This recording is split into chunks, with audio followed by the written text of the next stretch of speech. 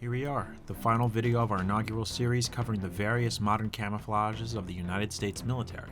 To finish things off, we'll be going over the Navy's 3 digital camouflage uniforms and how they came to be. So without further ado.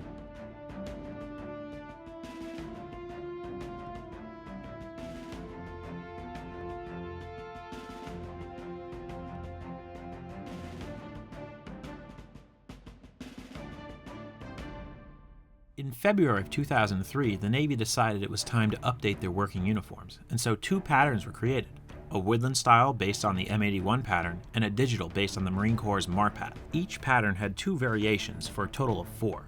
These 4 experimental patterns were called NWU A, B, C, and D, NWU standing for Navy Workman's Uniform, but at the time they were all referred to as the Taskforce Uniform, or TFU for short.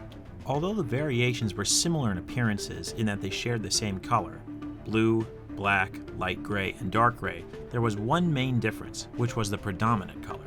NWU-A was dominantly blue, NWU-B was dominantly gray, NWU-C was dominantly blue, and NWU-D was dominantly gray. Additionally, 2 cuts of the uniform were also made.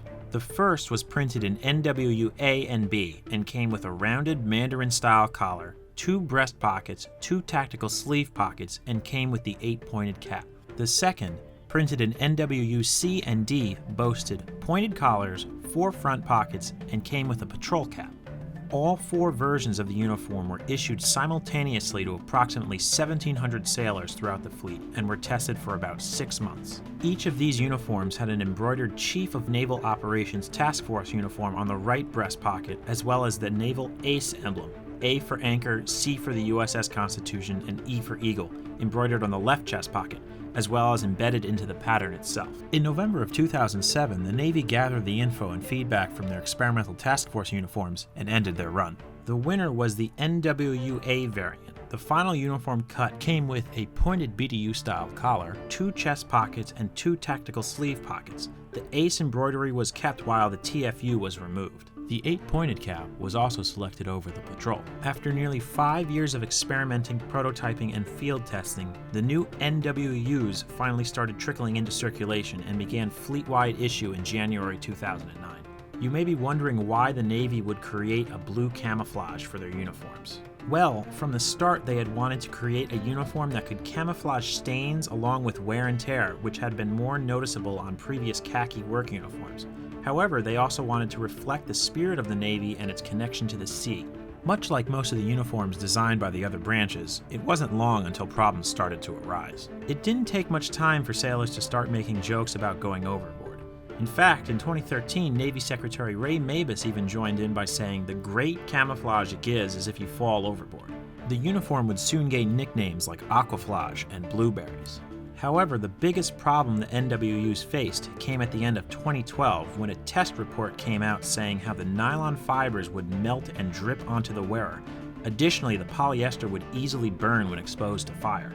After a review, fleet commanders determined that NWUs would no longer be used as working uniforms at sea until a new flame-resistant version was unveiled. During this time, though, officials began expressing interest in ditching the blue digital altogether, as an estimated 50,000 sailors were using MCCUUs. Additionally, starting in January 2010, 2 new NWUs, called Type II and Type III, had been issued to other select forces. These 2 new NWU camouflages were named AOR, or Area of Responsibility. NWU Type II, aka AOR I, turned the digital pattern vertical and took on a desert color scheme similar to that of Desert MARPAT. It was, and as of this video's creation, still is restricted to Navy SEALs, Special Warfare Forces, and units supporting them. Type III, aka AOR II, did the same thing but in a woodland variant and was restricted to naval ground units until 2016. The cut of both uniforms also changed to something closer to the Army's ACU.